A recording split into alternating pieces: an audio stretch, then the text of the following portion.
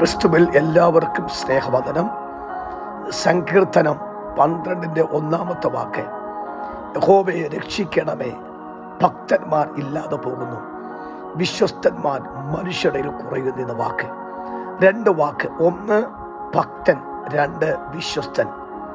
ദൈവം നമ്മളിൽ നിന്ന് പ്രതീക്ഷിക്കുന്ന ഏറ്റവും ശ്രേഷ്ഠമായ 2 വാക്കാണ്. 1 ഭക്തനായിരിക്കുക, 2 വിശ്വസ്തനായിരിക്കുക.